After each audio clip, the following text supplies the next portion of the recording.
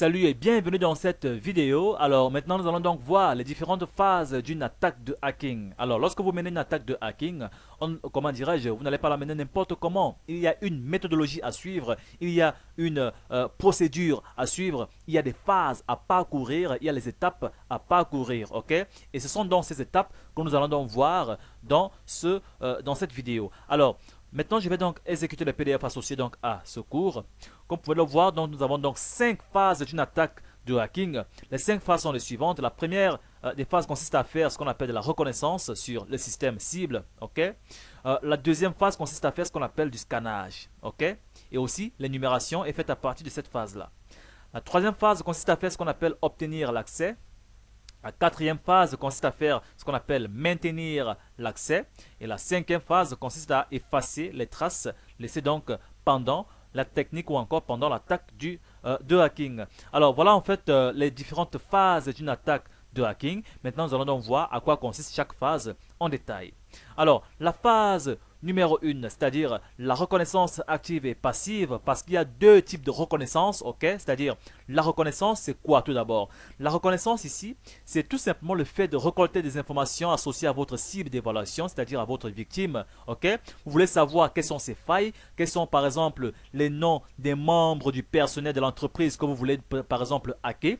Oui, nous allons donc voir pendant la phase de reconnaissance comment obtenir le nom, le numéro de téléphone, l'adresse email des membres du personnel d'une entreprise. Ok, c'est-à-dire à partir de la reconnaissance, vous serez capable en fait d'avoir toutes ces informations-là. Ok, c'est-à-dire c'est la reconnaissance en fait qui nous permet de voir aussi est-ce que l'entreprise en fait est vulnérable, quels sont par exemple les systèmes qu'utilise l'entreprise, est-ce que cette entreprise utilise par exemple Apache comme serveur web, est-ce qu'elle utilise par exemple Linux comme système d'exploitation dans l'entreprise, est-ce qu'elle utilise par exemple Windows qui est un système vulnérable, etc. À partir de la reconnaissance, on sera donc capable d'avoir toutes ces informations. Et lorsqu'on a donc toutes ces informations, on sera donc capable de savoir comment dirais-je, la technique à employer. Nous serons capables de savoir de la manière dont on doit donc procéder pour avoir ou encore pour contrôler le système informatique de cette entreprise, soit à distance, soit en local. Ok, donc voilà en fait, comment dirais-je, l'importance de la reconnaissance ici. Donc voilà en fait que la reconnaissance est très indispensable, n'est-ce pas? Parce que vous pouvez, par exemple, si vous n'avez pas fait de la reconnaissance, vous pouvez prendre une technique qui n'est même pas compatible à, comment dirais-je, aux failles que l'entreprise a. Tout d'abord, vous n'allez même pas connaître quelles sont les failles que l'entreprise a parce que vous n'avez pas fait de la reconnaissance. Donc, lorsque vous choisissez une technique au hasard et l'implémenter, comment dirais-je, et l'appliquer en fait sur le système informatique de l'entreprise, mes amis, vous pouvez mettre 10 ans, voire même 100 ans, voire même une décennie, sans même voir réaliser en fait cette technique-là.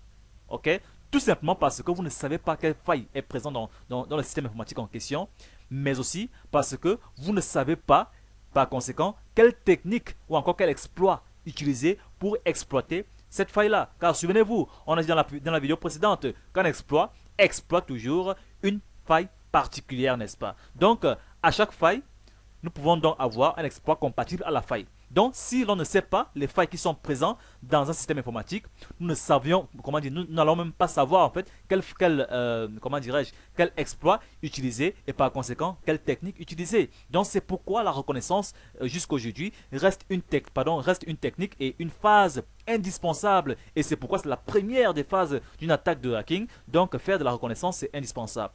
Mais nous avons donc ici deux types de reconnaissance, n'est-ce pas? Nous avons deux types de reconnaissance. Alors tout d'abord, nous avons la reconnaissance passive qui consiste à récolter de l'information associée donc à notre site d'évaluation sans toutefois contacter cette information-là. C'est-à-dire, ici, on n'entre pas en contact avec la cible d'évaluation, mais nous sommes capables d'avoir toutes ces informations sans avoir à le contacter, n'est-ce pas? Ça, c'est la reconnaissance passive, ok? Donc, on nous dit ici, la reconnaissance passive est le fait de chercher des informations concernant la cible potentielle ou encore concernant la potentielle cible d'évaluation sans avoir à être directement en contact avec elle, ok? Ici, les hackers utilisent très souvent Internet pour avoir des informations concernant l'individu ou entreprise en question. N'importe qui peut donc effectuer ce genre de recherche. Voici quelques exemples. Consultez par exemple le numéro de téléphone du service de renseignement d'une entreprise. Consultez par exemple l'adresse email, comment dirais-je, de l'administrateur. Consultez par exemple le numéro de téléphone du DG de l'entreprise. Bref, on peut avoir tout genre d'informations pendant une attaque ou encore pendant une reconnaissance passive. Ok, ici on utilise beaucoup plus des systèmes de recherche via internet surtout, ok, parce qu'il y a plein d'informations comment dirais-je, que l'on trouve toujours hein, via internet. Donc la reconnaissance passive se fait généralement via internet et vous pouvez donc la faire à partir de chez vous, soit assis sur votre canapé, soit assis devant votre ordinateur, etc. Bref, on peut faire de la reconnaissance passive n'importe où sur internet. Par contre, il y a un autre type de reconnaissance qui nous oblige à contacter l'entreprise directement via des logiciels compétents bien sûr, mais qui peuvent le faire de manière très discrète. Okay? Il s'agit donc ici de la reconnaissance active. Pendant la reconnaissance active, le hacker devra donc être directement connecté au réseau informatique de la cible d'évaluation afin d'obtenir des informations importantes. Bien entendu, ce type de reconnaissance, dans ce type de reconnaissance, il prend plus de risques de se faire détecter par un détecteur d'intrusion, ok, c'est-à-dire c'est ce qu'il voulait, c'est ce qu'on voulait donc dire ici, ok. Donc on prend plus de risques à se faire détecter par un détecteur d'intrusion dans ce genre d'attaque par rapport à une reconnaissance, comment dirais-je, passive. Mais cette reconnaissance reste indispensable. Donc la reconnaissance active, c'est celle qui nous permet en fait d'avoir des informations telles que, je ne sais pas, quelles sont les différentes failles présentes dans un système informatique, quelles sont les différentes adresses IP qui se trouvent dans un système, comment dirais-je, dans un système d'information, l'adressage IP du réseau de l'entreprise, comment dirais-je, les ports logiques ouverts et fermés dans ce réseau, les différentes failles, bref. Voilà, la reconnaissance passive, c'est celle-là qui nous révèle encore des informations, comment dirais-je, plus signifiante en fait par rapport à la reconnaissance passive, mais la reconnaissance passive reste aussi indispensable et très importante. Donc voilà en fait les différents types de reconnaissance que nous pouvons donc avoir, ok, et ça constitue donc l'étape numéro 1, donc la reconnaissance. Alors maintenant la phase numéro 2 consiste à faire ce qu'on appelle le scannage. Le scannage, comme je l'ai donc indiqué, c'est une forme de reconnaissance active, mais le scannage ici est très important. Alors le scannage c'est quoi? Le scannage consiste à utiliser donc les informations obtenues à partir de la reconnaissance pour examiner le système ou réseau informatique de la cible d'évaluation. Les cibles ou encore les outils que les hackers utilisent généralement pour faire du scannage sont donc par exemple les dialers, okay, les scanners de port, les scanners, parce que les scanners de port ici nous révèlent en fait les ports qui sont ouverts et fermés dans un système informatique. Et lorsqu'un port est ouvert, dans la plupart des cas, ça conduit à ce qu'on appelle une vulnérabilité qui conduit à l'exploitation d'une ressource présente dans le système vulnérable. Alors, donc voilà, les scanners de vulnérabilité, nous pouvons aussi les avoir pour faire du scannage. Nous avons également les SNMP scanners ou encore les SNMP strippers, ok. Nous avons également les scanners ou encore les network mappers, qui sont capables en fait de dessiner la topologie d'un réseau informatique détecté à partir d'un scanner bien compétent appelé donc network mapper. Alors, nous avons également les scanners d'adresse. Lorsqu'on parle de scanner d'adresse ici, ça peut être un scanner d'adresse MAC ou un scanner d'adresse IP. Mais généralement, lorsqu'on a un scanner d'adresse MAC, alors il fait aussi, comment dirais-je, implicitement dans le scannage d'adresse IP. Mais il y a des scanners d'adresse IP qui ne font pas du scannage MAC. Ok, donc voilà. Voilà pour quelques types de scanners qu'on va donc utiliser dans cette formation très compétent.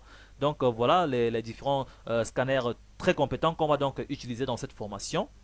Ok, donc les hackers sont généralement à la recherche des informations pouvant leur aider à effectuer donc leurs attaques en fait. Alors ces informations sont les suivantes, parce que lorsqu'on utilise un scanner, c'est pour avoir des informations, n'est-ce pas? Quels sont donc ces types de, comment dirais-je, quelles sont donc ces informations là? Les informations sont dans les suivantes. Voici donc quelques informations que l'on peut donc avoir après un scannage. Les noms des ordinateurs connectés à un réseau, les systèmes d'exploitation installés sur les systèmes informatiques connectés à ce réseau, les logiciels installés sur ces systèmes d'exploitation, les adresses IP des ordinateurs ou encore des systèmes informatiques connectés à ce réseau, les adresses MAC, les comptes utilisateurs, etc. etc.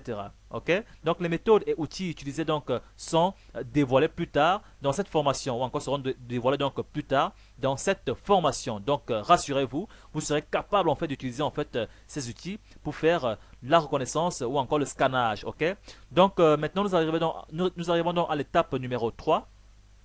Ok. L'étape numéro 3 consiste à faire ce qu'on appelle obtenir l'accès. C'est l'étape qui nous permet en fait d'appliquer maintenant la technique de hacking. Car souvenez-vous, à l'étape numéro 1, nous avons donc eu des informations associées à notre cible d'évaluation. Étape numéro 2, nous savons déjà comment dirais-je, quel système d'exploitation utilise notre site d'évaluation, quelle vulnérabilité, parce que nous pouvons utiliser des scanners de vulnérabilité à l'étape numéro 2, donc nous savons déjà, à partir de l'étape numéro 2, quelle vulnérabilité possède notre site d'évaluation. Donc maintenant, nous savons déjà quel exploit utiliser pour attaquer la site d'évaluation, n'est-ce pas? Alors, nous allons donc utiliser l'exploit pour appliquer une technique de hacking qui va nous permettre de faire ce qu'on appelle obtenir l'accès au système de la cible d'évaluation ou encore de notre victime. Donc voilà en fait à quoi nous sert en fait cette étape là. Et c'est à partir de cette étape, donc l'attaque de la phase numéro 3 peut se faire donc à travers le réseau local de la cible, soit filière ou sans fil, soit par un accès local à l'ordinateur de la cible, soit par internet ou offline. Donc voilà en fait, comment dirais-je, les méthodes qui nous permettent en fait de maintenir l'accès. Nous allons les voir en pratique surtout lorsque nous allons donc arriver au module concerné. Donc voilà en fait l'étape qui nous permet d'appliquer la technique de hacking qui va nous permettre d'obtenir l'accès au système informatique de la victime ou encore de la cible d'évaluation. Ok, donc je peux dire en fait que c'est à partir de cette étape que le hacking commence, ok, que l'on hack en fait le système. Donc voilà en fait pour l'étape numéro 3. L'étape numéro 4, ok, l'étape numéro 4 consiste à faire ce qu'on appelle la maintenance d'accès au système. Car souvenez-vous, nous avons déjà maintenu nous avons déjà eu l'accès au système à partir de l'étape numéro 3. Alors, l'on doit donc s'assurer que lorsqu'on va revenir sur ce système demain ou après-demain, on n'aura plus à faire de la reconnaissance, du scannage, etc., etc., avant d'obtenir encore l'accès au système. Pour cela, on choisit de maintenir l'accès au système que l'on a déjà eu à obtenir à partir de l'étape numéro 3. Pour ne pas encore effectuer tout ce travail qu'on a fait en fait pour hacker le système en question. Pour cela, on va donc utiliser des outils très compétents qui vont nous permettre de maintenir l'accès au système de la victime ou encore de la cible d'évaluation. Et ces outils sont des outils tels que des trojans, des spyware, des rootkits, etc. que l'on va donc utiliser dans, comment dirais-je, pendant les démonstrations pratiques associées donc aux attaques concernées. Ok, donc maintenir l'accès consiste tout simplement à maintenir l'accès que nous avons donc obtenu à partir de l'étape numéro 3. Et il y a des logiciels ainsi que des outils et des méthodes très compétents pour le faire, des backdoors, des rootkits, etc. Ok, donc voilà. Alors, nous allons donc continuer. La phase numéro 5. Ok, la phase numéro 5, c'est la dernière phase. Elle consiste à faire ce qu'on appelle effacer les traces. Ok, et les différentes méthodes que nous pouvons donc avoir pour effacer les traces sur un système, c'est l'utilisation des proxys, l'utilisation des VPN, la stéganographie, etc. Donc, bref, dans la phase numéro 5, nous allons nous assurer qu'on n'a laissé aucune trace, ok, après notre attaque. Ok, pour ne pas être détecté par les détecteurs d'intrusion, etc. ou quoi que ce soit, ou par l'expert en sécurité informatique ou encore le chargé de sécurité informatique de la cible d'évaluation en question. Donc voilà en fait pour l'attaque numéro 5 qui consiste à faire ce qu'on appelle effacer les traces. Ok, donc ne vous inquiétez surtout pas, comment dirais-je, tout ce qui est donc enseigné ici en théorie, en démonstration pratique, c'est pour déjà vous, comment dire, vous préparer à la pratique que vous allez avoir. Hein. Et je vous conseille encore, et je le répète encore, c'est quelque chose que je vais répéter pendant quelques fois tout au long de cette formation, c'est que les techniques que vous allez apprendre dans cette formation sont des techniques très sensibles, ok, à ne pas utiliser pour des fins offensives, ok, ou pour des fins illégales, par exemple, ok, ou encore dans le cadre illégal, car ces techniques sont enseignées pour que vous puissiez en fait décrocher vous aussi des contrats en entreprise qui vont vous permettre, comment dirais-je, de travailler en entreprise comme étant un hacker, comme étant un testeur de vulnérabilité, comme étant un pen tester, comme étant un détecteur d'intrusion, etc. Bref, ça sera à vous donc d'utiliser cette technique pour des fins, comment dirais-je, positives ou encore pour des fins défensives en fait, ok. Donc ils sont faits pour vous pour analyser le niveau de sécurité ou de vulnérabilité dans le système informatique d'un chef d'entreprise et de lui proposer donc des solutions pour sécuriser ces systèmes-là. Donc voilà, alors les types de tests de pénétration, parce que lorsque vous êtes recruté en entreprise, lorsque vous avez des contrats en entreprise en fait pour faire des tests d'intrusion, des tests de pénétration, c'est que le chef d'entreprise vous recrute comme étant un hacker, ok. Comment dire, dans la plupart des cas, il se fout pas mal en fait de votre diplôme académique. Ce qui l'importe en fait ici, c'est est-ce que vous pouvez Est-ce que vous pouvez en fait me dire si un hacker peut accéder à mon système et voler ou encore exploiter ma base de données? Si tu peux me prouver cela, il n'y a pas de problème. Prouve-le-moi. Et si c'est le cas, alors donne-moi les solutions de sécurité plus appropriées pour sécuriser mon système informatique. Donc, vous allez procéder ici par ce qu'on appelle des tests de pénétration, des tests d'intrusion, etc. Et maintenant, il y a plusieurs types de tests de pénétration. Selon le type de test de pénétration, on peut donc soit, comment dirais-je, déjà connaître la structure d'un réseau avant de faire la pénétration dans ce réseau-là, ou encore l'on peut ne pas connaître la structure de ce réseau. Bref, voilà donc les différents types de tests de pénétration que l'on peut avoir. Il y a le test à boîte noire.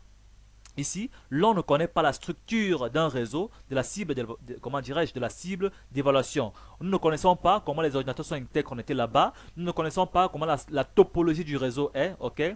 Mais le chef d'entreprise nous demande de faire une intrusion dans son réseau sans toutefois qu'on ait donc ces informations-là. Et heureusement, la reconnaissance, le scannage, etc. nous permet donc d'avoir ces informations-là avant même de faire nos tests de pénétration. Le test à boîte blanche, c'est quoi? Le chef d'entreprise vous donne par exemple la topologie réseau et vous demande en fait de faire des tests d'intrusion ou de pénétration. Et là, vous allez donc appliquer vos techniques ou encore vos compétences pour lui prouver en fait que le système est vulnérable ou pas. Alors, le test à boîte, les tests à boîte grise, ok? Ici, il y a une simulation du malveillant interne. Ici, on se prend pour une personne qui travaille en entreprise, c'est-à-dire pour le chef d'entreprise, on va se prendre ici pour un pirate informatique qui travaille déjà en entreprise, mais qui travaille en fait comme un fonctionnaire normal, mais qui au fond est un pirate informatique. Donc on va se mettre dans la peau du pirate et agir comme tel pour exploiter soit des ressources présentes dans les différents services de l'entreprise et prouver donc par conséquent au chef d'entreprise que son système est vulnérable et de lui proposer par la suite des techniques ou encore des méthodes ou encore des solutions de sécurité pour rendre ce système plus fiable. Donc voilà en fait pour la phase théorique associée donc à notre module 1. J'espère que cette première partie du module 1 a été satisfaisante pour vous. Voilà pour la théorie. Maintenant, à partir de la prochaine vidéo de ce module, nous allons donc débuter avec les différentes techniques de base associées donc aux notions fondamentales du hacking. Donc rendez-vous dans la prochaine vidéo de ce module. Merci.